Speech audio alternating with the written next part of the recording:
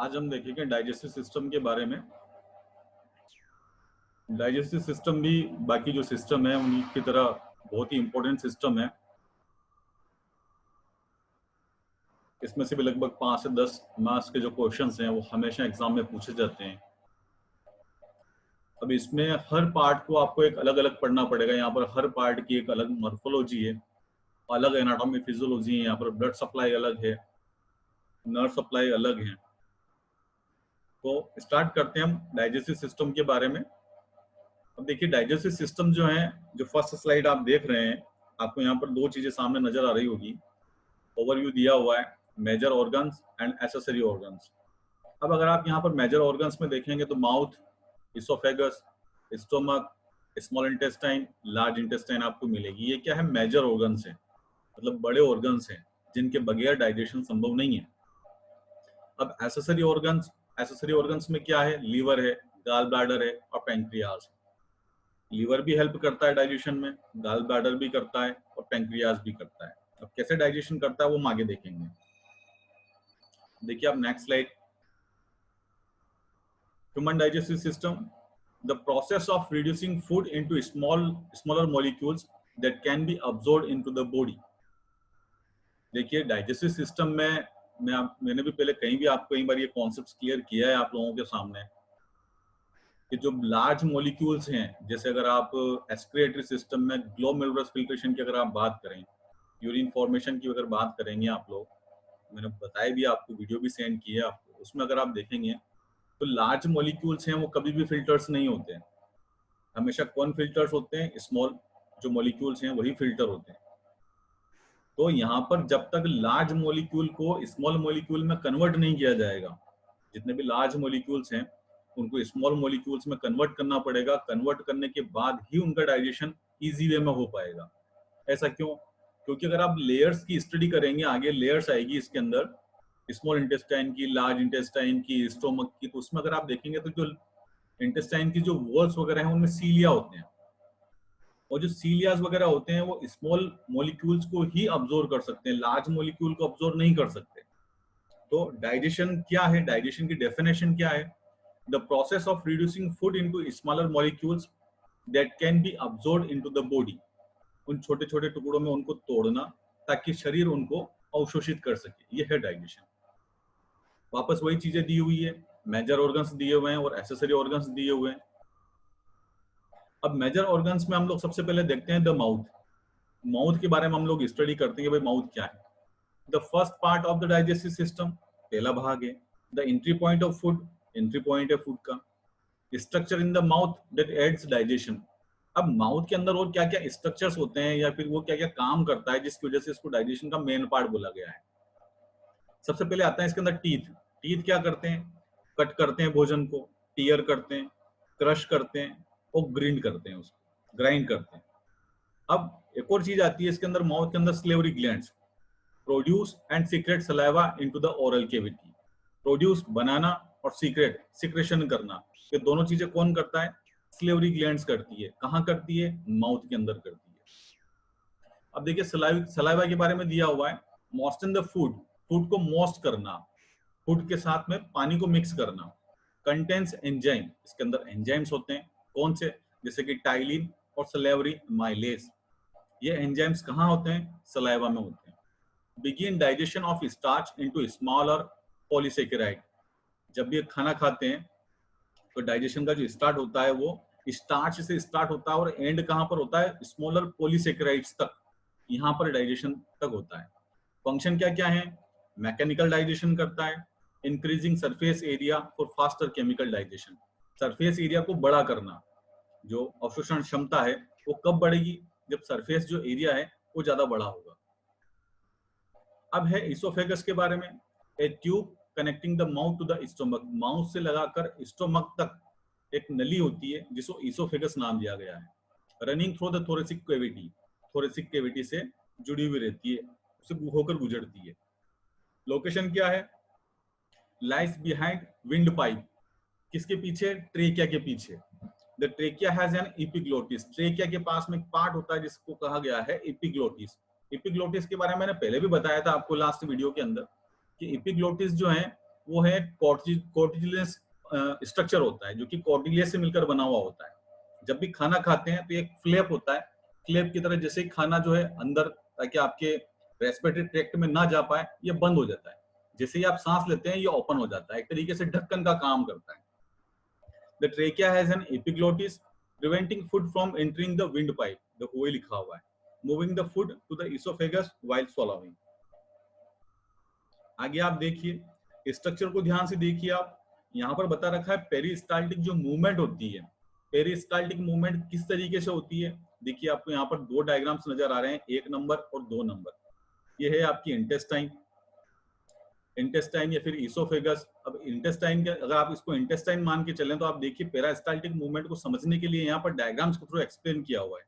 तो peristaltic movement जो होती है, एक तरीके से food travels down to the oesophagus through a series of voluntary rhythmic contraction wave like called peristaltic movement। अब देखिए इसके अंदर अगर इसको देखेंगे, अगर आप डाइजेस्टिव ट्रैक्ट को, सबसे टॉप में लिखा हुआ है डाइजेस्टिव ट्रैक्ट, फिर लिखा हुआ है बोलस और काइन। जब फूड जो पार्टिकल्स हैं, जो बोलस हैं, वो माउथ के अंदर होता है तो उसको कहा जाता है काइल। ध्यान रखना इस पार्ट को, उसको कहा जाता है काइल। और जब वही फूड पार्टिकल इसोफेगस से होते हुए स्टोमक में पहुंच जाते हैं, उसे कहा जाता है काइन। काइम और काइल में डिफरेंस याद रखना, माउथ के अंदर अंदर होता है काइल और स्टोमक के अंदर होता है काइम। तो यहाँ पर बोलस और काइम, अब ये इसोफेगस के अंदर से स्टोमक में आ चुका है तो यहाँ नाम दिया गया है इसको काइम। अब कॉन्ट्रैक्शन और रिलैक्सेशन की प्रोसेस देखिए आप। 1 नंबर में जो स्ट्रक्चर दिया हुआ है वो है wave of relaxation, wave of relaxation. और 2 नंबर के पार्ट में अगर आप देखेंगे तो वेव ऑफ कॉन्ट्रैक्शन, जहां पर ये सिकुड़ जाती है उसको कहा जाता है वेव ऑफ कॉन्ट्रैक्शन। और जब ये फैल जाती है इसको कहा जाता है वेव ऑफ रिलैक्सेशन। और इसी मूवमेंट को कहा जाता है पेरिस्टाल्टिक मूवमेंट। ध्यान रहेगा। अब देखिए आप फंक्शंस में क्या क्या फंक्शंस है इसमें। The lining of the oesophagus secretes mucus lubricating the support the movement of food. अब इसोफेगस की जो लाइनिंग होती है, उस पूरी लाइनिंग के ऊपर म्यूकस मेम्ब्रेन की लेयर होती है। म्यूकस मेम्ब्रेन क्या हेल्प करती है, वो लुब्रिकेशन का काम करती है। लुब्रिकेशन का मतलब होता है चिकनाई बनाए रखना। तो इस चिकनाई की वजह से जो बोलस पार्ट है, जो काइम पार्ट है, वो ऑटोमेटिक ही पेरिस्टाल्टिक मूवमेंट के थ्रू एक स्थान से दूसरी जगह पर ट्रांसफर हो जाएगा। अब इसोफेजियल इंस्फिंक्टर के बारे में दिया हुआ है यहाँ पर कि इसोफेजियल इंस्फिंक्टर जो है वो किस तरीके से काम करते हैं, क्या होता है।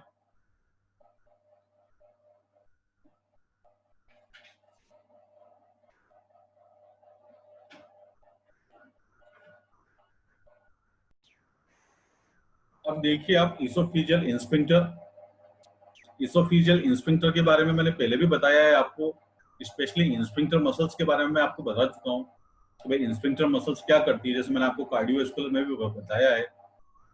वैसे डाइजेस्टिव सिस्टम के अंदर जो स्टोमक पार्ट है उसके अंदर भी इंस्फिंक्टर मसल्स होती हैं।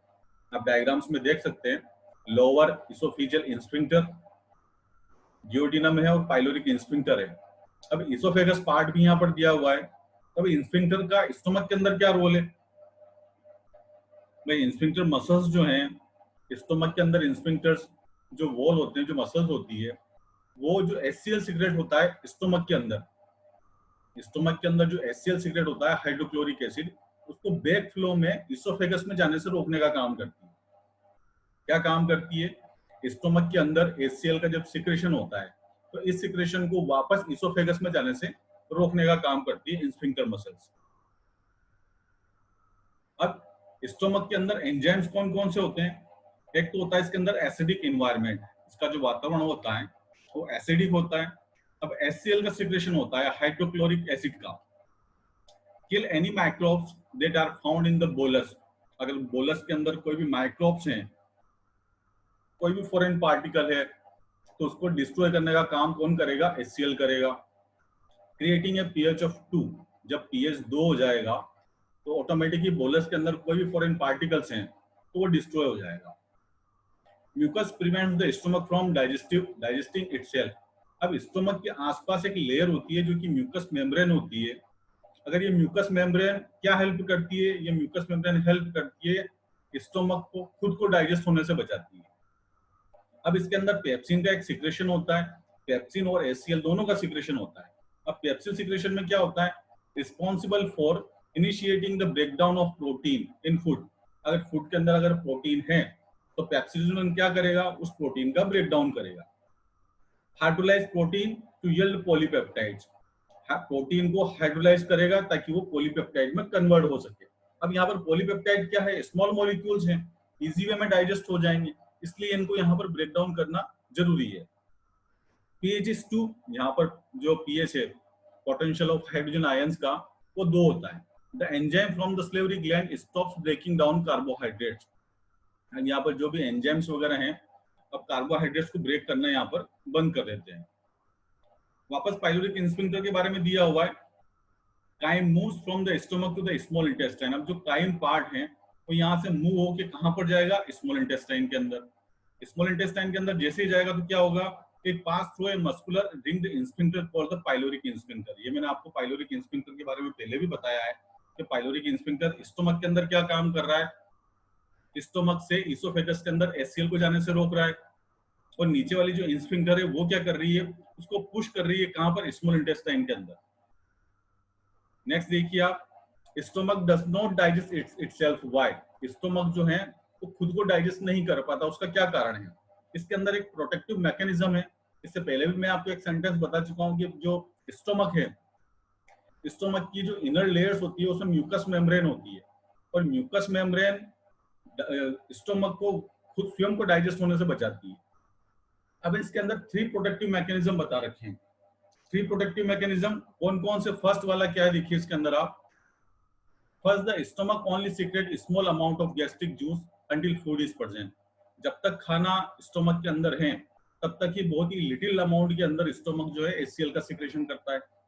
दूसरा पॉइंट क्या दिया हुआ है, second the secretion of mucus coats the lining of the stomach protecting it from the gastric juice. जो म्यूकस मेम्ब्रेन स्टमक के चारों तरफ बनी हुई है वो एचसीएल के साथ साथ अगर कोई दूसरा पार्टिकल भी है तो उसको डाइजेस्ट होने से बचाती है, ताकि जो एचसीएल है वो स्टमक की वॉल को किसी प्रकार का कोई नुकसान ना पहुंचा सके, उसको कोई हार्म ना हो।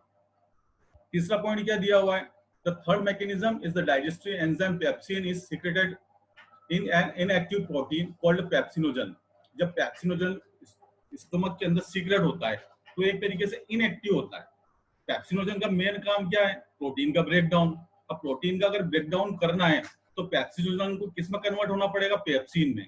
अब देखिए आप नीचे, pepsinogen is converted to the pepsin in the increased presence of hydrochloric acid. जब तक एचसीएल लार्ज अमाउंट में सीक्रेट नहीं होगा, पेप्सिनोजन जो है वो पेप्सिन में कन्वर्ट नहीं होगा। अगर पेप्सिनोजन पेप्सिन में कन्वर्ट नहीं होगा तो प्रोटीन का ब्रेकडाउन नहीं होगा। ये 3 कारण हैं जिसकी वजह से स्टमक जो है वो खुद को डाइजेस्ट नहीं कर सकता। अब नेक्स्ट पार्ट है आपका स्मॉल इंटेस्टाइन। स्मॉल इंटेस्टाइन क्या है, responsible for the complete digestion of all macromolecules. Macro और माइक्रो में डिफरेंस पता होगा आपको, मैक्रो का मतलब बड़ा, माइक्रो का मतलब छोटा। Responsible for the complete digestion of all macromolecules, जितने भी मैक्रोमोलिक्यूल्स फूड पार्टिकल्स में उनको डाइजेस्ट करना, and the absorption of their components molecule, और उनका अवशोषण करना, जैसे कि glucose, glycerol, fatty acid, amino acid और न्यूक्लियोटाइड्स। डायग्राम्स को आप लोग देखते जाना, डायग्राम से सारी पिक्चर आपके दिमाग में क्लियर हो जाएगी। अब स्मॉल इंटेस्टाइन के मेनली 3 पार्ट होते हैं। कौन कौन से? डियोडिनम, जेजुनम और इलियम। पढ़ रखे हैं पहले से भी आपने। अब सबसे पहले हम देखते हैं डियोडिनम के बारे में कि डियोडिनम क्या है। The first part of the duodenum U shaped organ, U shape होता है इसका, अप्रोक्सीमेटली 30 सेंटीमीटर इन लेंथ, लंबाई होती है इसकी लगभग 30 centimetre. The area complete most of the digestive process, इसका जो पूरा एरिया होता है वो पूरा डाइजेशन का काम करता है। Enzymes are secreted in the duodenum from the pancreas and the gall bladder. Duodenum और गॉल ब्लैडर से इसके अंदर एंजाइम्स आते हैं। The duodenum is lined by fold of tissue called villi. जैसे मैंने आपको स्टार्टिंग में बताया कि विलाई के थ्रू यहाँ पर अब्जॉर्प्शन होता है, सरफेस एरिया ज्यादा इंक्रीज हो जाता है, जिसकी वजह से डाइजेशन में यहाँ पर हेल्प मिलती है, जिसको नाम दिया गया है villi, VILLI। The villi are covered by the fine brush like microvilli. अब विलाई जो है वो कवर्ड होते हैं माइक्रोविलाई से। This fold increase the surface area of the small intestine, increase the rate of absorption. जो रेट है, जो दर है अब्जॉर्प्शन की, वो इंक्रीज कर देती है। अब नेक्स्ट पार्ट है इसका jejunum. The jejunum is approximately 2.5 meter long, लगभग 2.5 मीटर लॉन्ग होता है. Although some digestion is completed here, कुछ डाइजेशन का जो हिस्सा है वो जेजुनम में पूरा होता है. It has more villi and microvilli. इसके पास अधिक मात्रा में villi और microvilli होती है. Its role is absorption of nutrients. जो nutrients आपके food particles में उपस्थित हैं, उनके अवशोषण का काम कौन करेगा? वो करेगा जेजुनम. अब नेक्स्ट पार्ट देखिए आप, ileum. The ileum is approximately 3 metre long, 3 metre इसकी लंबाई होती है. Has fewer villi and microvilli. इसके अंदर विलाई कम होते हैं और माइक्रोविलाई भी कम होते हैं, दोनों जो पार्ट हैं आपके उनकी अपेक्षा. Although absorption also occur here, यहाँ पर भी अब्जॉर्प्शन होता है. It is responsible for pushing the waste material into the large intestine. इसका जो मेन काम होता है वो क्या होता है? जो भी वेस्ट मटेरियल है उनको पुश करना, कहां पर? लार्ज इंटेस्टाइन के अंदर. ये देखिए आप डायग्राम आपको यहाँ पर नजर आ जाएगा. सबसे टॉप में आप देखिए इसोफेगस है, फिर स्टोमक है, फिर डिओडिनम है, फिर आपको यहाँ पर कोलन भी नजर आएगी, अपेंडिक्स भी नजर आएगी और रेक्टम भी नजर आएगा. अब यहाँ पर फंक्शंस बता रखे हैं कि स्मॉल इंटेस्टाइन क्या क्या काम करती है.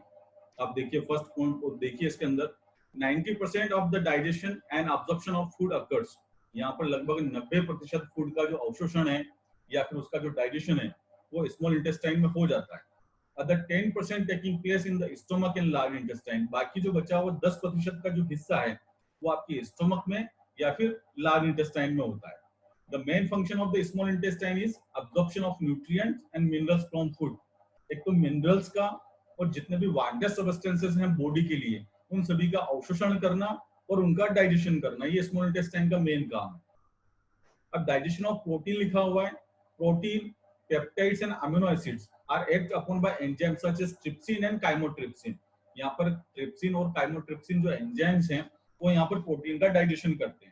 Secreted by the pancreas, जो कि पेंक्रियास के द्वारा सीक्रेट होते हैं. This break them down in smaller peptides. ये इनको ब्रेक करके छोटे छोटे पेप्टाइड्स में कन्वर्ट कर देता है.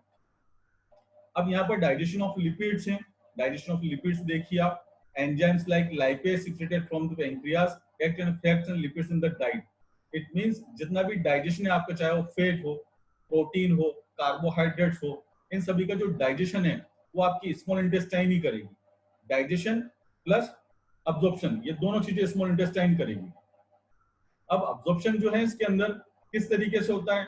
The nutrients are absorbed by the inner wall of the intestine into the blood stream. जैसे ही अब जैसे आप लोगों ने स्मॉल इंटेस्टाइन का स्ट्रक्चर देखा है, विलाई और माइक्रोविलाई की हम लोगों ने यहाँ पर बात की है. तो ये विलाई और माइक्रोविलाई उसको कहाँ से कनेक्टेड होती है? ये सीधे कनेक्टेड होती है आपके ब्लड स्ट्रीम के साथ में. भाई अब्जॉर्प्शन किया, अब्जॉर्प्शन के बाद जो प्रोडक्ट हैं, जो प्रोडक्ट हैं या फिर जो एनर्जी है, उसको कहीं ना कहीं पर तो आपको मिक्स करना पड़ेगी. और कहाँ मिक्स करोगे आप? उसको मिक्स करनी पड़ेगी ब्लड के साथ में, क्योंकि ब्लड क्या है? कनेक्टिव टिश्यू है, आपकी पूरी बॉडी के अंदर है. तो जो भी वेस्ट प्रोडक्ट है उनको तो लार्ज इंटेस्टाइन में कन्वर्ट भेज दिया जाएगा, और स्मॉल इंटेस्टाइन ने जो भी अब्जॉर्प्शन किया है, जो डाइजेशन किया है, उसको वहां पर से ब्लड स्ट्रीम के साथ उसको मिक्स कर दिया जाएगा. The nutrients are absorbed by process of simple passive diffusion या फिर facilitated diffusion, primary active transport और सेकेंडरी एक्टिव ट्रांसपोर्ट. जो ट्रांसपोर्ट होता है फूड का यहाँ पर इन सभी प्रोसेस के थ्रू होता है. और transport nutrients commonly really upon lipids जो होते हैं अंडरगो पासिव और स्मॉल डिफ्यूजन. शॉर्ट चेन होती है फैटी एसिड्स की, जो भी डिफ्यूजन के थ्रू होती है. अमीनो एसिड्स कैसे होते हैं? प्राइमरी एक्टिव ट्रांसपोर्ट के थ्रू होते हैं. ग्लूकोज होता है वो सेकेंडरी एक्टिव ट्रांसपोर्ट के थ्रू होता है. और फ्रक्टोज जो होता है वो फैसिलिटेटेड डिफ्यूजन के थ्रू यहाँ पर अब्जॉर्प्शन होता है. अब इसके अंदर और दिया हुआ है other absorb substance in the small intestine includes. और क्या क्या इंक्लूड्स होता है इसके अंदर? जैसे कि वाटर हो गया. अब पानी यहाँ पर लगभग 80% is absorbed by the small intestine. आपकी स्मॉल इंटेस्टाइन के द्वारा लगभग 80% अब्जॉर्प्शन पानी का यहाँ पर कर लिया जाता है. उसके बाद जो 10% बचता है वो लार्ज इंटेस्टाइन के द्वारा कर लिया जाता है. और जो 10% और एक्स्ट्रा होता है उसको फीसेस के थ्रू बॉडी से बाहर निकाला जाता है. और क्या अब्जॉर्प्शन करती है? इलेक्ट्रोलाइट्स भी अब्सॉर्ब होते हैं, विटामिन्स और मिनरल्स, ये भी स्मॉल इंटेस्टाइन के थ्रू अब्जॉर्प्शन होता है. अब देखते हैं हम लार्ज इंटेस्टाइन के बारे में कि लार्ज इंटेस्टाइन क्या है. कंपोनेंट्स ऑफ लार्ज इंटेस्टाइन क्या क्या है? इसके भी 3 पार्ट हैं आपके, सीकम, कोलन और रेक्टम. सीकम, कोलन और रेक्टम. अब यहाँ पर कोलन वाला अगर पार्ट देखेंगे आप, इसमें 4 पार्ट होते हैं। 4 पार्ट कौन कौन से? Ascending colon, transverse colon, descending colon और सिग्मोइड कोलन, ये 4 पार्ट यहाँ पर होते हैं। अब हम एक एक पार्ट को देखते हैं। यहाँ पर सबसे पहले हम सीकम को देखते हैं। First secretion of your large intestine looks like a pouch, pouch की तरह स्ट्रक्चर होता है, 2 इंचेस लॉन्ग, 2 इंच लंबी होती है। क्या रोल करती है? Taking in digestive lipids from the ilium, small intestine and passes it on the colon, उसके बाद इसको कोलन में ट्रांसफर करने का काम करती है। अब कोलन में अगर आप देखोगे तो major secretion of the large intestine क्या क्या है, फंक्शंस क्या क्या है? The principal place of water reabsorption, absorb salt is needed. अगर यहाँ पर कोई साल्ट अगर अभी भी एब्सेंट है जो कि बॉडी के लिए जरूरी है, उसको भी लार्ज इंटेस्टाइन के कोलन जो पार्ट है उसमें अब्सॉर्ब कर लिया जाता है। अब इसके वापस कंपोनेंट्स दिए हुए हैं, ascending colon, transverse colon, descending colon और सिग्मोइड कोलन। अब कंपोनेंट्स ऑफ कोलन को अगर आप देखेंगे, असेंडिंग कोलन को, ट्रांसवर्स कोलन को, यहाँ पर आपको डायग्राम्स के माध्यम से आपको अच्छी तरीके से समझ में आएगा कि भाई असेंडिंग कोलन कहाँ पर है और ट्रांसफर कोलन कहाँ पर है। ये देखिए अब आपको यहाँ पर चारों पार्ट जो है नजर आ जाएंगे अच्छी तरीके से। ये आपका रेक्टम वाला पार्ट। रेक्टम वाले पार्ट में क्या क्या है? द फाइनल सेक्शन, ये फाइनल सेक्शन होता है, मेजर्स फ्रॉम 1 to 1.6 इंचेस, लगभग 2.5 से लगाकर 4 सेंटीमीटर इसकी लंबाई होती है।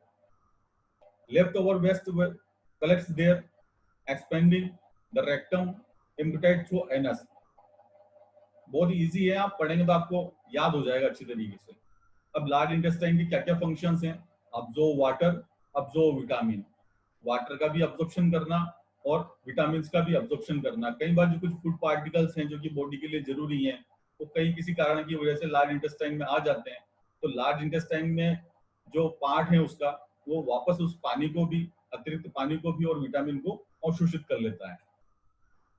Reduce acidity, protect from infection, ये सारे इसके फंक्शन है। Produce antibodies. अब एसेसरी ऑर्गन्स के अंदर अगर आप देखोगे तो यहाँ पर आपको पैंक्रियास मिलेगा, supportive digestive system but are not part of the digestive tract. Digestive system digestive tract का पार्ट नहीं है, पर ये डाइजेस्टिव सिस्टम में मेन रोल प्ले करते हैं। This organ secrete food into the digestive tract and are connect by ducts, और duct के थ्रू वहां पर कनेक्ट होते हैं। अब कौन कौन से हैं तीन ऑर्गन्स यहाँ पर देखिए आप, लीवर, गाल ब्लैडर और पैंक्रियास, ये तीनों ऑर्गन्स आपको यहाँ पर मिलेंगे। सबसे पहले आप लीवर के बारे में देखें, डायग्राम्स आप लोगों के सामने है। लार्जेस्ट ऑफ दिस ऑर्गन, सबसे बड़ा ऑर्गन होता है, mass of about 1.5 kilogram. Liver produce bile. अब लीवर जो है यहाँ पर किसका प्रोडक्शन कर रहा है? बाइल का। अब बाइल क्या है? ग्रीनिश येलो पिगमेंट होता है, made up bile pigments and bile salt, जो कि बाइल पिगमेंट्स और बाइल साल्ट बनाता है। उसके बाद इट ब्रेक डाउन और रेड ब्लड सेल्स, जितनी भी आपकी 120 डेज से ज्यादा दिन की पुरानी जो आरबीसीज होती है वो यहीं पर आकर डिस्ट्रॉय होती है। गाल ब्लैडर के बारे में दिया हुआ है, एक स्टोरेज सेट, एक स्टोरेज, एक थैला होता है स्टोर करने के लिए। The bile is secreted into it, यहाँ पर जो बाइल होता है वो गाल ब्लैडर के अंदर ही स्टोर्ड होता है। The bile is stored here. किस तरीके से काम करता है? Food containing fat enters the digestive tract, जो फैट पार्टिकल्स हैं फूड के अंदर उनको डाइजेस्ट करने का काम करता है आपका गाल ब्लैडर। गाल ब्लैडर के अंदर जो बाइल है वही उसको डिस्ट्रॉय करता है। Salt are secreted into the small intestine to the digesting fat, जो डाइजेस्टिंग फैट्स हैं उनको भी गाल ब्लैडर के अंदर उपस्थित बाइल उसको डाइजेस्ट करेगा। The bile emulsifies fat in the partially digested food, thereby assisting their absorption, जो absorption की जो कैपेसिटी है उसके थ्रू इसको डाइजेस्ट करके अब्सॉर्ब कर लिया जाता है। अब पेंक्रियाज है इसके अंदर। पेंक्रियाज को अगर आप देखेंगे तो पेंक्रियाज के बारे में मैंने आपको पहले भी बताया, कुछ सेल्स होती है इसके अंदर भी, देखिए आप इसके बारे में भी। The pancreas secretes a number of different enzymes into the small intestine. The role is to digest carbohydrates, lipids and protein completely. जो pancreas होता है वो कार्बोहाइड्रेट, प्रोटीन और लिपिड्स, इन तीनों की जो डाइजेशन है उसके लिए completely responsible होता है।